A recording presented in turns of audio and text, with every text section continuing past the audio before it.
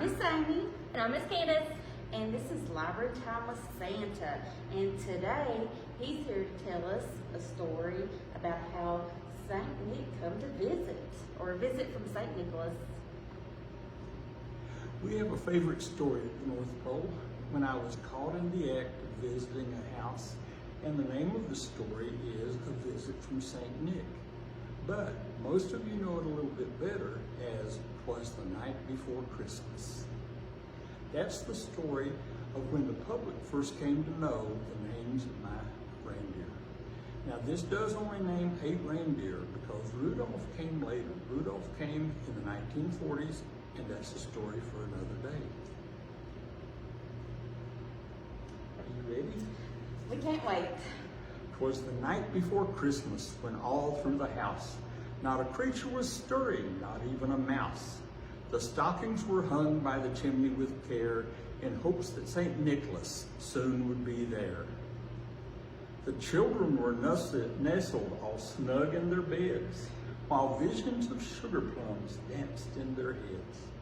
And Mama in her kerchief and I in my cap had just settled down for a long winter's nap. When out on the lawn there arose such a clatter, I sprang from the bed to see what was the matter. Away to the window I flew like a flash, tore open the shutters and threw up the sash.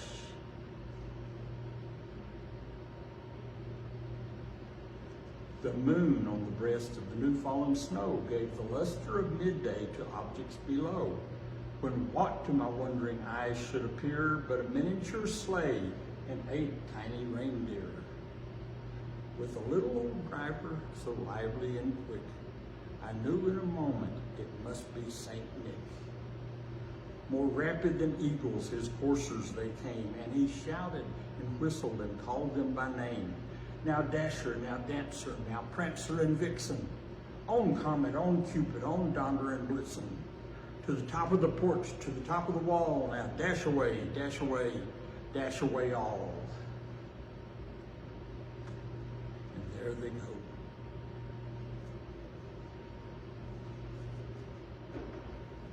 As dry leaves that before the wild hurricane fly, when they meet with an obstacle, mount to the sky. So up to the housetop the coursers they flew, with a sleigh full of toys and St. Nicholas too.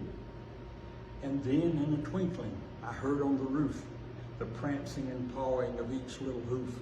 As I drew in my head and was turning around, down the chimney St. Nicholas came with a bound. He was dressed all in fur, from his head to his foot, and his clothes were all tarnished with ashes and soot. A bundle of toys he had flung on his back, and he looked like a peddler just opening his pack. His eyes, how they twinkled, his dimples, how merry. His cheeks were like roses, his nose like a cherry. His droll little mouth was drawn up like a bow, and the beard of his chin was as white as the snow.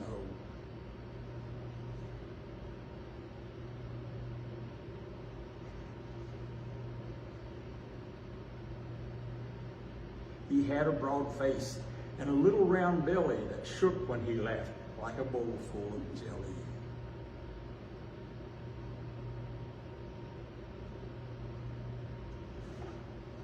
He was chubby and plump, a right jolly old elf, and I laughed when I saw him in spite of myself.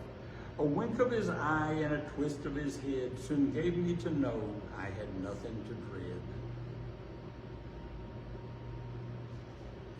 He filled all the he spoke not a word, and went straight to his work, and filled all the stockings, then turned with a jerk, and laying his finger aside of his nose, and giving a nod, up the chimney he rose. He sprang to his sleigh, to his team gave a whistle, and away they all flew like the down of a thistle. But I heard him exclaim as he drove out of sight, "Happy Christmas to all, and to all a good night." Thank you, Santa. That's a great story.